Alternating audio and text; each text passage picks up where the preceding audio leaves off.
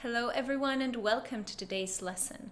Today we're going to find out what it takes to write a hit song. Let's go ahead and get started. First, let me give you some historical background. Tonal music as we know it today developed in the second half of the 17th century, which is when composers began to utilize all the possibilities being offered by the circle of fifths. They continued exploring the tonal system throughout the 18th century.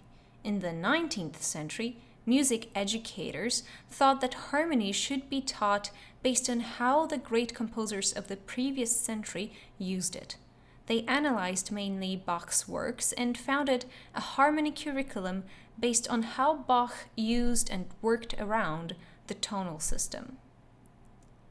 In the 20th century, composers started to experiment with systems that denied tonality.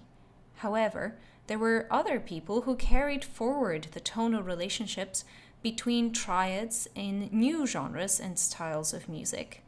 Towards the mid-20th century, the popular music industry, influenced by the sound recording industry, developed a market of popular music styles and genres broadcasted on the radio and later the TV and later the internet, making tonality a marketing success.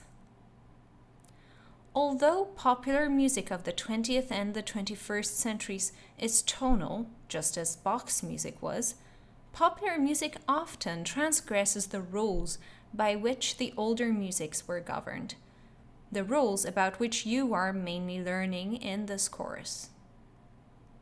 The fact that it likes to break the rules, however, does not mean that popular music is bad music. Rather, I like to think about it as adjusting the rules to what your stylistic and aesthetic needs are. Similarly, the fact that good music can be written without following the strict rules of four-part writing does not mean that learning these rules has no sense. After all, if you want to break the rules, start by getting to know the rules first. Now that we have a little bit of a historical background, let's move on to the central question of this lesson. What does it take to write a hit song? A lot of hit songs written over the past few decades are based on a progression of 4 chords. 1, 5, 6, 4. For example, the famous phrase from Elton John's "Can You Feel the Love Tonight" makes use of these chords. Can you feel the love tonight? It is where we are. As you can see, in this progression, chords 6 and 4, which are, as I have taught you, predominant chords, come after the dominant and before the tonic. We could claim that using the predominant chords after the dominant is a mistake. But if a song sells 11 million copies worldwide, who are we to judge? It is a great song. If an 18th century composer saw this chord progression, however, they would probably prefer to have a stronger sense of cadence. In fact, there was a similar chord progression that was extremely popular in the 18th century, the Romanesca. As many pop songwriters utilize 1-5-6-4, so did the 18th century composers use Romanesca to write their own hits. Romanesca went like this: 1, 5, 6, 3, 4, 1, 4, 5. What are the differences between Elton John's progression and the Romanesca? First, Romanesca is longer. Second, it has a stronger sense of cadential direction because of using chords 4 and 6 as leading onto the dominant. Much more important, however, are the similarities between Elton John's progression and the 18th century equivalent. They're both concise, they're both repeatable, they can be played over and over again, and they can be both used in a variety of ways. They can provide a foundation for a large number of hit pieces of music.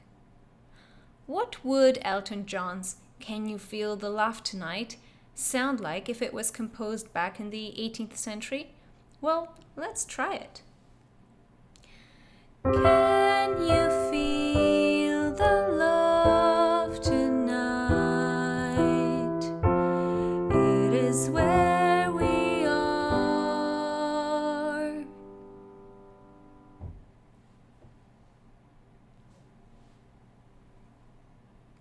In the last part of this lesson, I would like to show you another song that is based on 1, 5, 6, 4. This time, however, I would like you to notice how much can be achieved when the order in which the chords appear is changed.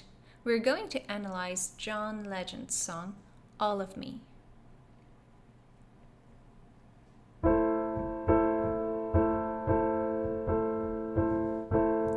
What would I do without your smart mouth, drawing me in and you kicking me out? I've got my head spinning, no kidding, can't pin you down.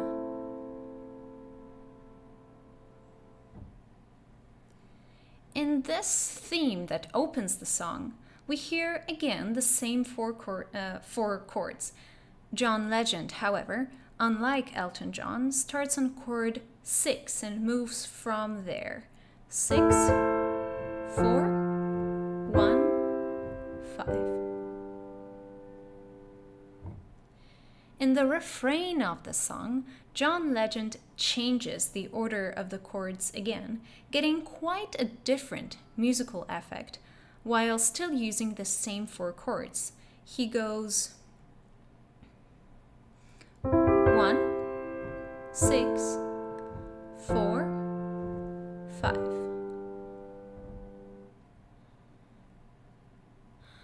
All of me, give me all of you. You're my end and my beginning. Even when I lose, I'm winning. Notice that here Legend follows the rule you have been learning about perfectly. He's using the predominant 6 and 4 before the dominant and in the right order of falling thirds from 1 to 6 to 4.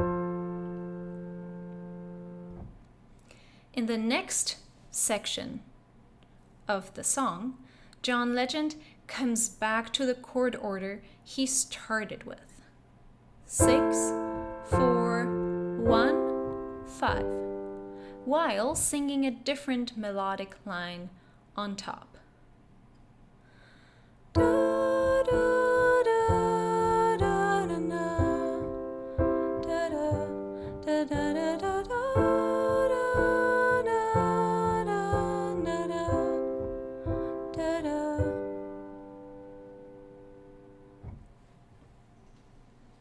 John Legend's song is a perfect example of how much could be achieved with just as few as 4 chords, and at the same time how little it takes to write a beautiful and sophisticated song.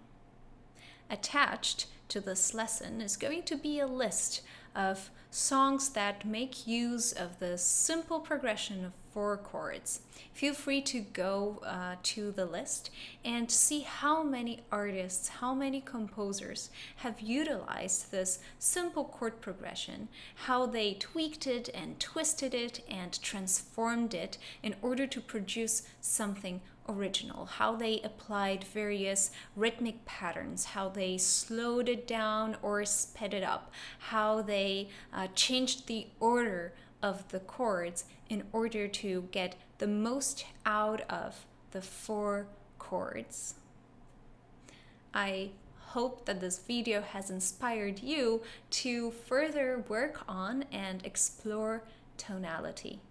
Thank you for watching.